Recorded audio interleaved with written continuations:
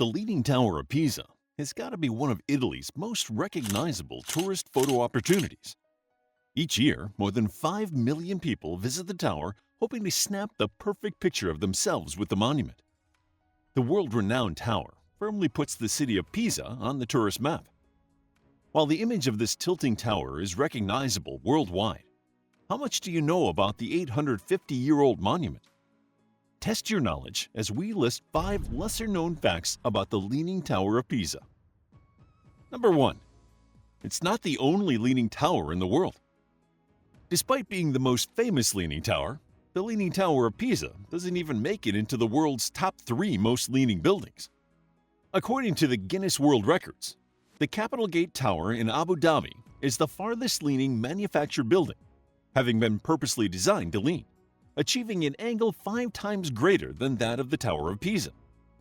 Other famously angled towers include the Leaning Tower of Surhusen, the previous record holder, San Martino Vescovo Church in Burano, Italy, Suyumbike Tower in Kazan, Russia, and Church of Our Beloved Ladies by the Mountain in Bad Frankenhausen, Germany.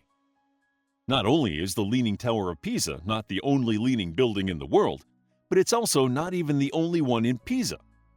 Other famous leaning buildings in the town include the Campanile di San Nicola, which only has a slight tilt, and the Campanile di San Michele degli Scalzi, which has a more noticeable lean. Number 2. It is a bell tower. The name the Leaning Tower of Pisa clearly wasn't assigned to the tower when its construction began in 1173. While its original name has been lost, it was likely referred to as the Campanile di Pisa, as it was built to serve as the bell tower for Pisa Cathedral, with campanile meaning bell tower. Although the bell tower construction started in the latter half of the 1100s, war halted construction for nearly a century. As a result, the bell chamber was not added until 1372, 199 years after construction began. Because the tower had already gained its characteristic lean by this point, the 2 spiral staircases that lead from the ground to the bell tower are slightly different heights, with one having 2 extra steps to compensate for the height difference. Over the next 3 centuries, 7 bells were added to the tower, each sounding a note of the musical scale. Currently, the tower bells are Assunta, which is the largest and was cast in 1654, Crocefisco, which was originally cast in 1572 and was recast in 1818, San Rinieri, originally called Giustizia, Del Pozzo, meaning from the well, cast in 1606, Pascariccia, which was cast in 1262 and originally hung in the Tower of Vergata in Palazzo Pretorio, where it was also initially called La Giustizia, Terza, meaning third, cast in 1473, and Vespuccio, meaning twilight, which was recast in 1501. Each bell used to be rung for a particular moment. La Giustizia bells, which translates to justice bells, would be rung to announce the execution of traitors. Pascariccia would sound at Easter, and other bells would ring to mark the time of day, such as Terza, which would indicate the 3rd hour of the day, spanning 3 hours from 6 a.m. to 9 a.m., and Vespuccio, which would sound at 6 p.m. to mark the sunset evening prayer called Vespers. Number 3. Galileo did not use the tower to demonstrate that acceleration due to gravity is independent of mass. Galileo Galilei was born in Pisa in 1564. He grew up to be a famous mathematician, astronomer, and philosopher, whose contributions to science are still celebrated today. One of his most famous achievements was disproving Aristotle's commonly accepted theory of gravity, which held that heavier objects would fall to Earth faster than lighter ones.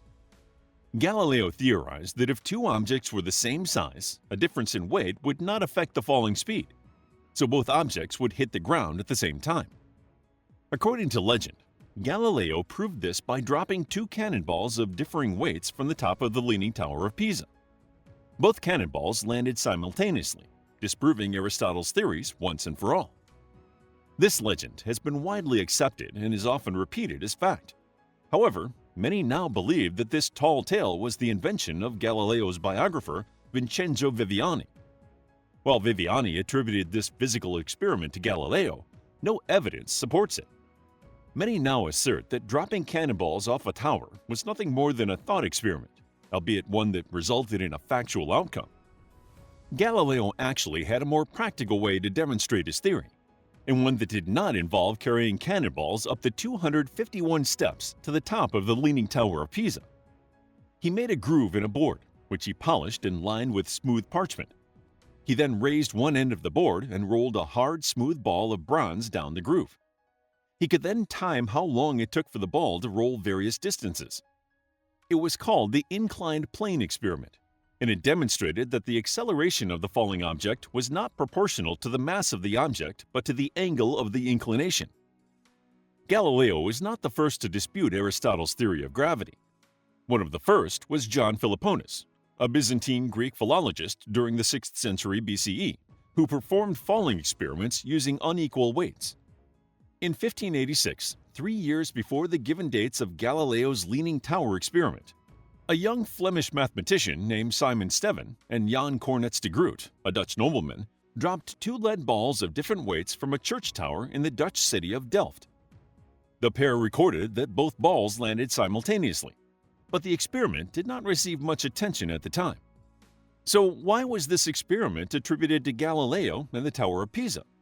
Well, probably largely due to Galileo being native to Pisa, but it was ultimately down to Viviani, who was a student of Galileo and greatly admired him in his work. The first recorded mention of the story of Galileo ascending to the top of the Leaning Tower of Pisa came 15 years after his death. The story may have resulted from Viviani wanting to glorify his mentor and give Galileo a legendary tale, dramatizing his contribution to science.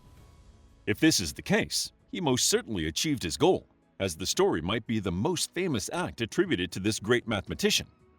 However, Galileo's method of using ramps would have been much more effective, as it would have slowed down the rate of acceleration enough to properly measure it, and it eliminated factors of human error.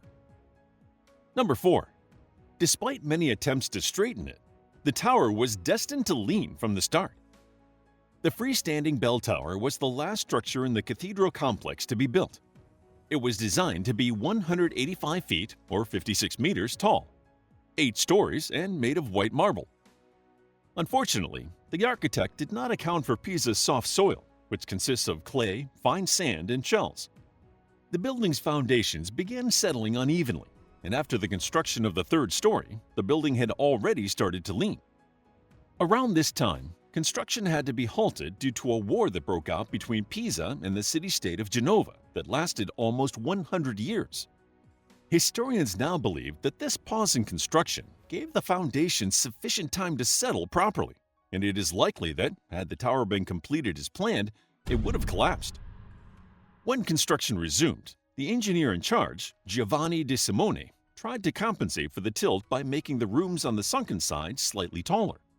Unfortunately, this exacerbated the issue, as the extra weight of the masonry caused the tower to sink even more. Construction continued, but every attempt to correct the tilt was ultimately unsuccessful. Since the tower's completion, almost all efforts to improve the building have resulted in worsening the lean. In 1838, architect, engineer, and Pisa native Alessandro della Gherardesca tried to add value to the tower by uncovering its beautifully carved base, unintentionally contributing to the tilt. In 1934, Italian dictator Benito Mussolini decreed that the tower was an embarrassment and should be straightened.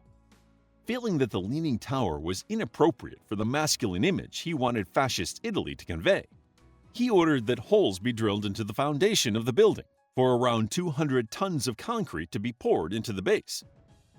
Not only did this not achieve the desired straightening of the tower, but it also caused it to lean several more inches to the south. In the 1950s, the lean was such a cause for concern that the heavier bells were silenced, as it was believed that the swinging bells could potentially make the lean worse.